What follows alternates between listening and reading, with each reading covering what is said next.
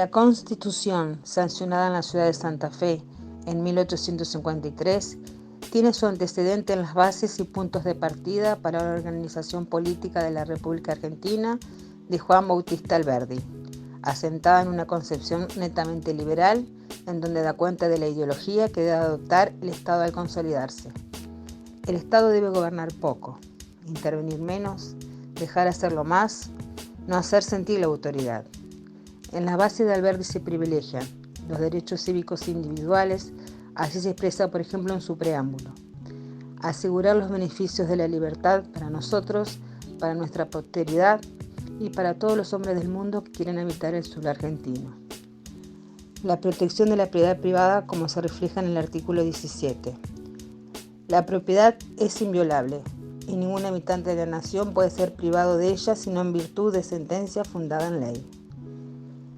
Y la igualdad de derechos entre ciudadanos argentinos y extranjeros, que son necesarios para acompañar el desarrollo económico que proyecta el Estado argentino del siglo XIX, es decir, la incorporación al mercado mundial a través del modelo agroexportador y del ingreso de capitales extranjeros a través de inversiones o empréstitos que posibiliten crear este modelo. Cabe aclarar que los extranjeros que buscan incorporar al territorio argentino son europeos, ya que en palabras de Alberdi, debemos reemplazar los hombres y las cosas de nuestro suelo para cambiar nuestras gentes incapaces de libertad por otras gentes hábiles para ella. De esta manera lo hemos reflejado en la Carta Magna en el artículo 20. Los extranjeros gozan en el territorio de la nación de todos los derechos civiles de ciudadano. Pueden ejercer su industria, comercio y profesión, poseer bienes raíces, comprarlos y enajenarlos, navegar los ríos y costas, ejercer libremente su culto, testar y casarse conforme a las leyes. Y en el preámbulo cuando reza, para nosotros, para nuestra posteridad y para todos los hombres del mundo que quieran habitar el sur argentino. Por otra parte, encontramos algunas contradicciones con respecto de este modelo liberal, pues el Estado debe garantizar la libertad de culto y así lo cuenta el artículo 20 de nuestra Constitución.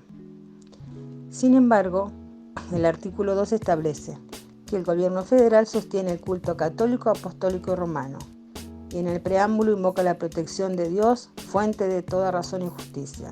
Desde el punto de vista político y social, el liberalismo significaba el respeto a las libertades ciudadanas e individuales, existencia de una constitución que determinase los derechos y deberes de ciudadanos y gobernantes, separación de poderes y el derecho a voto, muchas veces limitado a las minorías.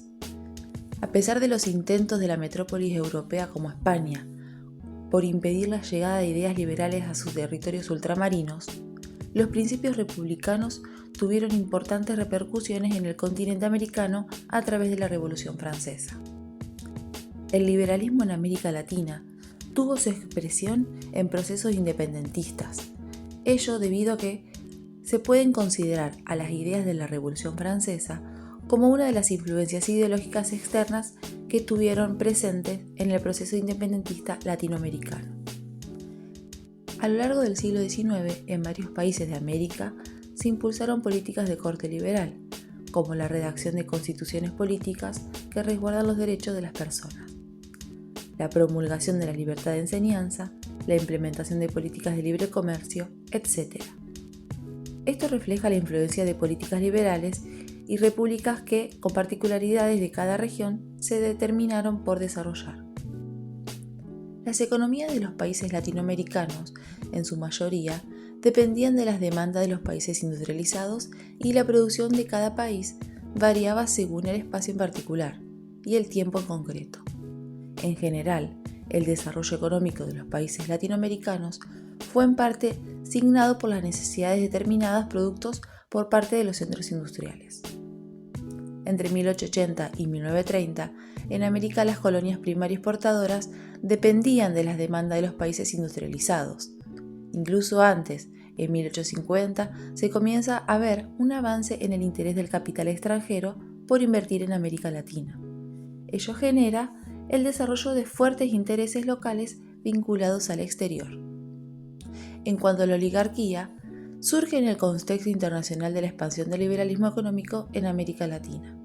designa una forma de ejercicio de la dominación y se caracteriza por la concentración y la angosta base social, ya que excluye a la mayoría de la sociedad de los mecanismos de decisión política.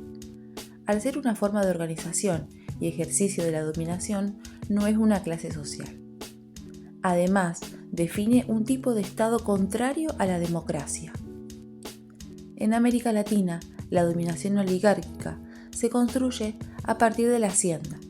Esto se da por el hecho de que el espacio en concreto tiene la particularidad de poseer sociedades agrarias, estratificadas con prácticas paternalistas.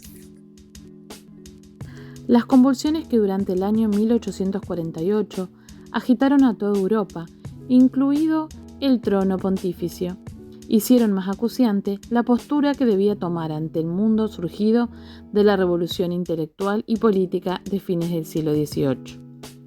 A partir de ese año, numerosos pastores y fieles vieron la única salvación en un catolicismo autoritario. Tratarán de conservar o recuperar la Iglesia teniendo en cuenta un régimen de privilegios, de prestigio exterior en el seno de un Estado oficialmente católico, libre de la presión de corrientes de opinión anticristianas. Se insistía en que era preciso que las instituciones estatales protegieran la fe de los ambientes populares. Se hallaban enfrentados dos grupos de católicos, ambos deseaban servir a la Iglesia, pero concebían este servicio de diferente manera. Los optimistas opinaban que la Iglesia debía salir al encuentro del mundo moderno, cristianizar las instituciones liberales. En cambio, otros veían, sobre todo en el mundo moderno, los aspectos anticristianos de la revolución. El liberalismo a menudo tendía a convertirse en un laicismo que rechazaba toda presencia y todo influjo social eclesiástico. Los gobiernos liberales quitaron a la Iglesia los registros de nacimientos, matrimonios y defunciones, nacionalizaron todos sus bienes, pretendieron la total estatalización de la enseñanza, dificultaron la presencia eclesial en los hospitales y en general pretendieron que su acción se redujera a lo exclusivamente espiritual y litúrgico. La mentalidad liberal pretendía liberar al hombre del control eclesiástico y del dogmatismo religioso.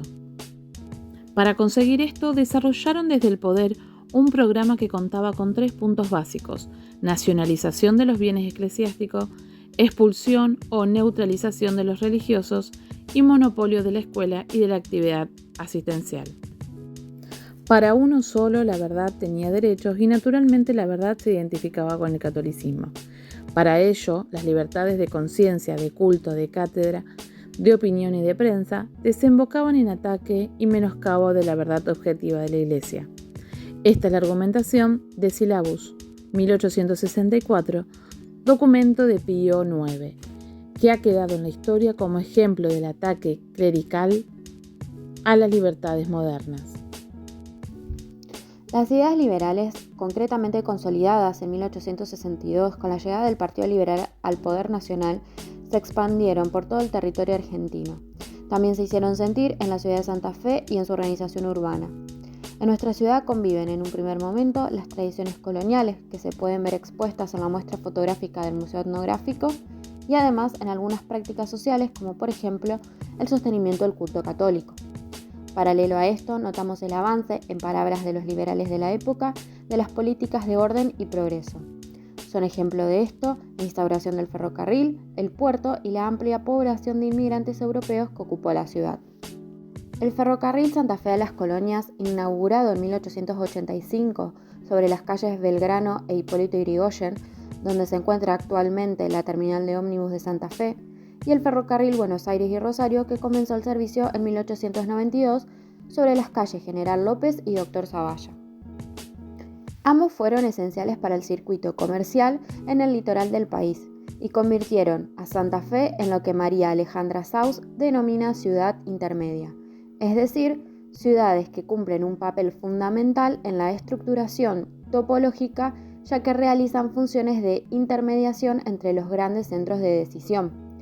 Esto muestra la importancia del rol de la ciudad de Santa Fe dentro del modelo agroexportador, ya que el ferrocarril conectaba las ciudades del noroeste con el puerto de Buenos Aires, y también el impacto que tuvo sobre el proceso de urbanización de la misma.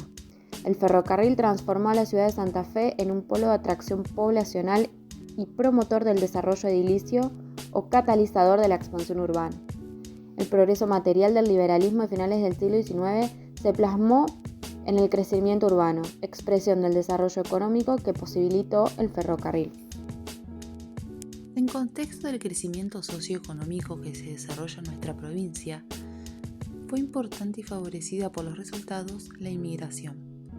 Una parte se ubicó en el interior provincial y otro porcentaje de los recién llegados optó por radicarse en los centros urbanos de mayor importancia como la ciudad de Santa Fe. Este crecimiento poblacional que va dando lugar a un importante aumento de la urbanización, junto con la actividad industrial, comercial, financiera y portuaria que se desarrolla en esta ciudad, permitió abastecer con mercadería y productos a numerosas poblaciones de nuestra provincia, como también a recibir la producción de aquellos lugares. Además, tener contacto con el exterior por las transacciones comerciales y paralelamente hay un notable crecimiento en los servicios sanitarios, educativos y culturales que aumentarán con el paso de los años. Una política destinada a facilitar el poblamiento del interior de la provincia, dedicada a desarrollar la agricultura, el comercio, la industria y el transporte, fue un conjunto de medidas que permitió a lo largo de este periodo a transformar a Santa Fe, que no solo se hubieran podido alcanzar con el poblamiento local.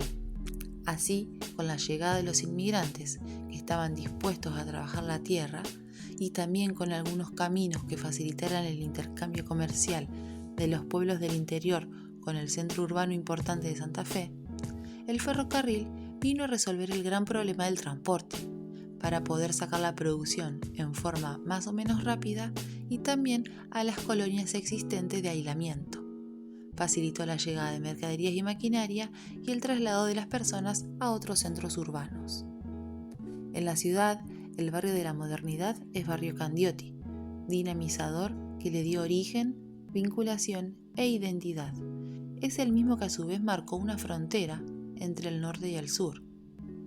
El Boulevard Gálvez puso ese límite entre el Candioti del sur, con industrias y el puerto, el ferrocarril, las casonas señoriales y los espacios hasta el entorno fluvial. Y el barrio Candioti del norte, más popular, menos pudiente, más extendido y encerrado entre vías férreas. El barrio, además, se convirtió en el eje comercial y en el corredor obligado del paso de los trabajadores, del ferrocarril y del puerto. Así, nacen en sus alrededores almacenes, bares y boliches que ocuparon los trabajadores en su ingreso o regreso de sus trabajos. También la vinculación ferroviaria con el puerto sumó un aliciente más para el crecimiento del ir y venir de trenes, actividad que demandó mano de obra en todos los rubros y que propició la radicación de nuevos vecinos a las inmediaciones del predio del ferrocarril. En definitiva, se observa en estos espacios particulares grandes manifestaciones del fenómeno inmigratorio.